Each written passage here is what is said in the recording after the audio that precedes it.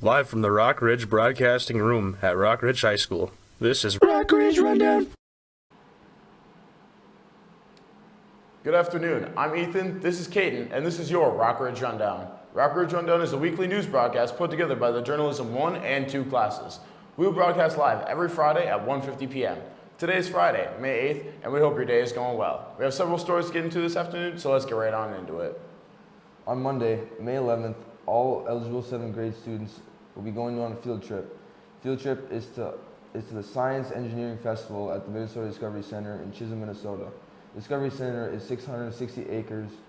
It's a museum and it's a research complex exploring the history, culture, and industry of the Iron Range. This is the largest museum in Minnesota outside the Twin Cities and is a research center with 1.4 million records of local history database. Here's Carter with Miss Corticus. All right, my name is Carter and we're here with Ms. Corticus and we're going to ask her questions about the 7th grade field trip. So first question, what will the 7th graders do on the field trip? So we are going to the Minnesota Discovery Center for the Science and Engineering Festival. It is a STEM-based field trip, so science, technology, engineering, and math. We have a hip-hop science seminar at the end where the kids will be included in that. And then the Rapture Center is there and they will have like an eagle, they've had an owl before, a falcon is there. We break out into different sessions and kids will have hands-on opportunities to try some different things in the STEM field. So it's a really fun day. All right, second question, how fun do you think it'll be? I think the kids are gonna have a lot of fun. First off, they don't have to go to school, and I don't think any 7th graders are gonna argue with having to sit in school all day, so that's also fun. Then they get to be with their friends, and it's a lot of hands-on learning, so they don't have to sit here and take notes or take a math test that day. So I'm really excited to take the kids that get to go. All right, well, thank you. Yes, you're welcome. Permission slips were due to your math teacher on Wednesday, May 6th. Along with this field trip, you might want to bring your own lunch and snacks just in case. Have fun, 7th graders. Next Thursday, there is a parent informational meeting for the Washington, D.C. trip that will be happening next year. The field trip is run by Mrs. Letzka and Ms. Krebs. They're looking for some sophomores and juniors that might be interested in exploring Washington, D.C. this upcoming year. Ms. Krebs says, I have done close-up before with around 7 to 20 kids on the close-up trip. It gives a close-up look on how our government runs and students get to see historical sites and our capital. Some of the trip highlights are that students get to meet their representatives from Congress. Finally, remember that this meeting will take place next Thursday, so come prepared if you're interested. The new Super Mario is a sequel to a popular Super Mario movie. The movie came out earlier this year featuring two famous plumbers, Mario and Luigi, on a brand new adventure, facing new villains and old ones, with the new addition of their new foe, Baby Bowser. The two brothers take on this new space-themed adventure with their new ally, Yoshi. The movie is targeted for younger audiences and long-term Mario fans, but the fun new story makes it easy for everyone to enjoy this amazing story. This animation is very similar to the original, with fun, colorful visuals to engage viewers. Sophomore Natasha Newberg said, my favorite part of the movie was actually the whole thing. I found the whole movie was really funny and she would love to go watch it again.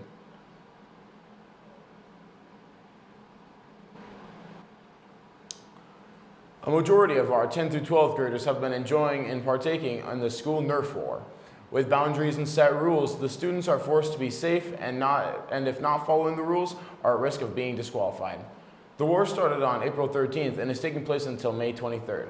The first week began with unlimited revives, allowing the prize pot to go up. Headlines from the first week involved junior Gavin Woodnich with a whopping 7 eliminations in one night and senior Riley Lambert reviving 6 times.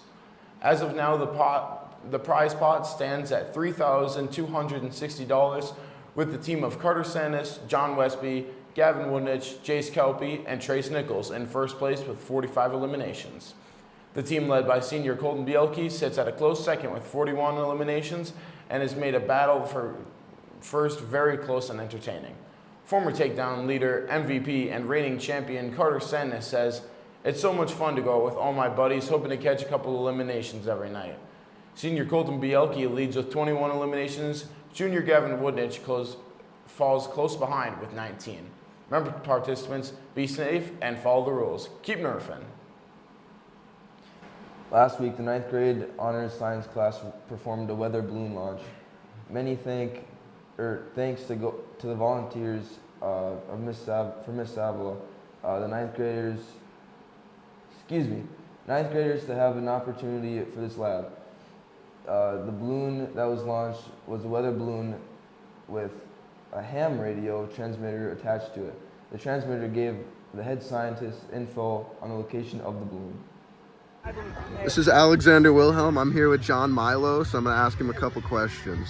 So what did you think of how the project went today with the balloon launching? I think it went pretty good, except the balloon went east instead of south, but Yeah. other than that, pretty good. It's good.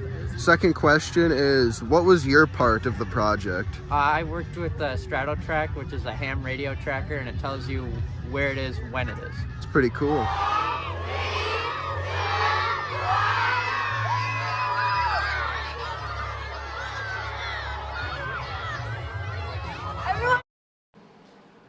Many younger Rockridge students attend the launch mostly from elementary school. The younger students counted down to the balloon launch. Fun fact about the balloon is that it's large enough to need to be called into air traffic control. Attention all Rockridge students and staff. The long-awaited Rockridge Orchestra Pops concert is almost here. This is a very popular concert and will be taking next place Monday the 11th at 7 p.m. The Pops concert is always great every year, and this year will be no exception. Your orchestra will be playing popular songs like Don't Stop Believing, 1,000 Years, and a famous tango titled Por una Cabeza, Confluence, and many, many more. Junior Jack Kenyon states, "My favorite piece is Confluence because of the cello solo at the beginning played by Jonathan Crane. The junior and senior high have been working hard these past few months to perfect these pieces for you. We promise that you'll have a major good time with no strings attached. So please go support them on Monday night for their last concert of the year, and we hope to see you there." After this short break, we'll be back with your weekend forecast. Man, some of these stories really suck.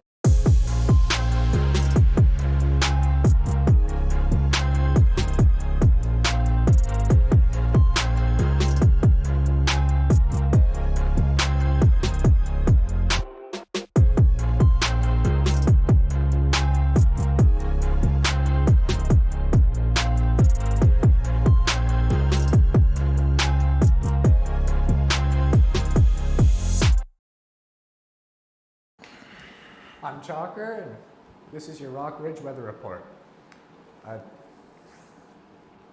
Tomorrow there will be a high of 59 and a low of 33, and there will be partially cloudy. Over the weekend, Saturday, will look like a high of 52, low of 33, and partly cloudy. Sunday is a high of 46, low of 27, and partly cloudy. Monday there is a high of 57, a low of 37, and partly cloudy. Tuesday brings a little bit of rain with a high of 59 and a low of 37.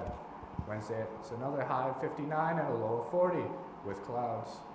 And next Thursday it will be cloudy again with a high of 59 and a low of 40. That's all I have for this week. It will be a short break. We'll be back with sports.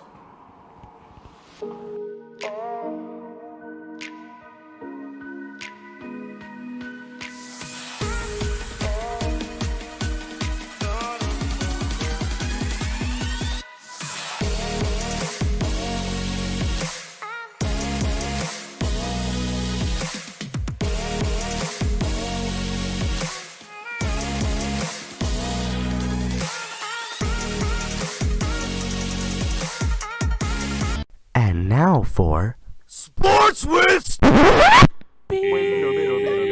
Tom. Good afternoon, Rockridge. I'm Connor, and this is your sports segment. During the past week, the Wolverine boys tennis team has been busy at work. They are concluding their last season of regular matches to play before sections start next week. They took on Hibbing Blue Jackets on Monday night with a final match score of 5-2, with very bad weather conditions. It was around 35 degrees out and very windy. Then, on Tuesday, they hosted the number 3 ranked team in the state, the Pine City Dragons, winning 6-1. with some very close and intense matches, including a 7-5, 1-6, 7-5 win from Griffin Rowan and Gavin Harley at number 2 doubles. They had a very intense match and big comeback win after losing a lot of important points, says Griffin Rowan. According to Peyton Marks and Wyatt Frederick, that was an incredible comeback. No one thought they were going to come back from down 1-5 to come back and win 7-5. It was such a good match to watch.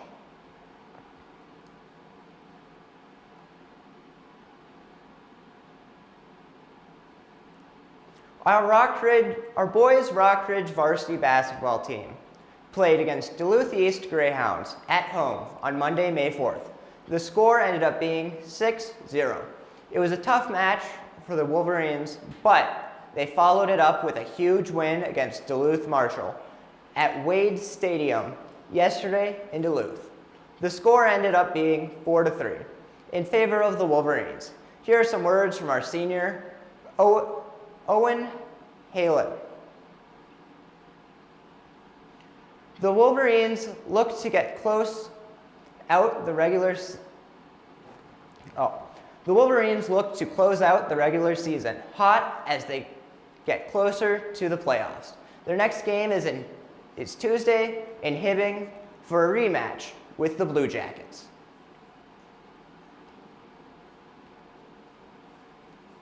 The Rock Ridge Wolverines softball team had 3 games this week. The first one on Tuesday, May 5th versus the Hermantown Hawks.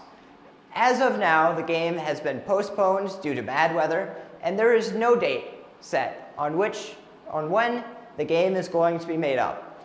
The second game was on Thursday, May 7th, away versus Denfield.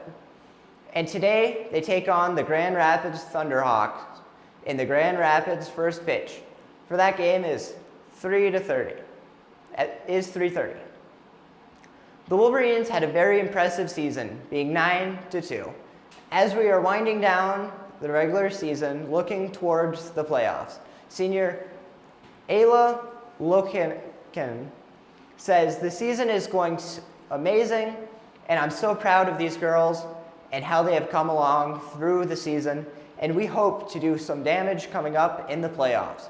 We hope that the girls can come out of Rapids tonight with a big win." In other sports this week, Monday, May 4th, the boys and girls varsity golf team had a conference tournament against multiple schools at Ridgeview Country Club. The boys sent another team to Giants Ridge for an invitational meet to play against Mesabi East. The boys varsity tennis team also had a meet against Hibbing High School, where the boys went 5-2. Girls varsity golf has an invite against multiple schools at the Wilderness Golf Course. Yesterday, Thursday, May 7th, following the boys varsity golf team also had a meet at the Wilderness against multiple schools. The boys and girls varsity track teams had a meet in Grand Rapids where the boys and girls both placed second. Girls varsity softball also had a game against Duluth Denfield at Wade Field, with the final score being a whopping 24-2. Win for Rock Ridge. We have many upcoming sports today and next week. Today, May 8th, the boys varsity golf team has an invitational against multiple schools at the Quarry at Giants Ridge at 11 a.m. The boys varsity tennis team has matches against multiple schools at Mora High School at 1:30 p.m. And the girls varsity golf team has a meet against multiple schools at Virginia Golf Course at 4:15 p.m. On Saturday, May 9th, the boys varsity golf team has an invitational meet against multiple schools at the Quarry at Giants Ridge, Monday. May 11th, the girls varsity golf team followed up the boys invitational with their own at the Quarry at Giants Ridge at 12 p.m. The girls varsity softball team has a game that was rescheduled April 9th against Hibbing High School at Hibbing's Cheever Field at 1 p.m. On Tuesday, May 12th, boys and girls track and field both have a conference meet against multiple schools at Cloquet High School at 12:30. Girls varsity softball has a game against Moose Lake at home at 1:30 p.m. Boys varsity baseball has a game versus Hibbing at 4:30 p.m. On Wednesday, May 13th, the boys and girls varsity golf teams have a conference tournament meet against multiple schools at Mesabi Country Club at 11 a.m. And to close out sports next week, on Thursday, May 14th, the boys varsity golf team has an invitational meet against multiple schools at Virginia Golf Course at 10 a.m. Girls varsity softball has a game against Chicago Lakes in Chicago Lakes at 1 p.m. And boys varsity baseball team has a game against Mesabi East at Mesabi East High School at 4 p.m. That's all we have for sports this week. Connor, signing off. And now you're watching Worldwide Wolverines with Let's Go! And also her class.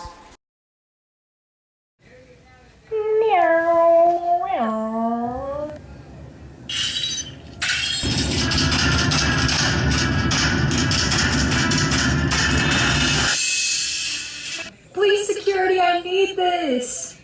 My mom is kind of homeless. We just got 8 free jewels.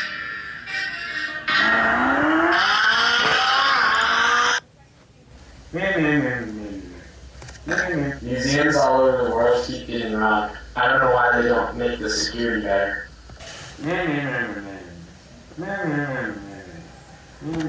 As they were screaming, run, he's got the dog. But all we think about is where is our mom? What was the police reactions? So the police were like, oh no, girl, you're not getting away with those 8 free jewels. Now I'm going to pass the mic to my cousin Willow. I'm so pale. We're on air. These are my move heist head cannons. Evan, he was 19. He dropped the brown on purpose. Attention all Rockridge students enrolled in AP classes. The advanced placements are happening this week and next week. To earn your college credits from your AP classes, you will need to score a 3 or higher out of 5 points. Make sure you get some good rest and study up. This week's Wolverine of the Week has been awarded to 8th grader Tyler Eisman. Tyler is on the Rockridge track and field team. Some of his hobbies include gaming and listening to music. If you see Tyler, make sure to congratulate him on being this week's Wolverine of the Week. That's all we have time for today. Remember to catch a Rockridge Rundown every Friday at 1:50 p.m. Thank you for watching and have an amazing week.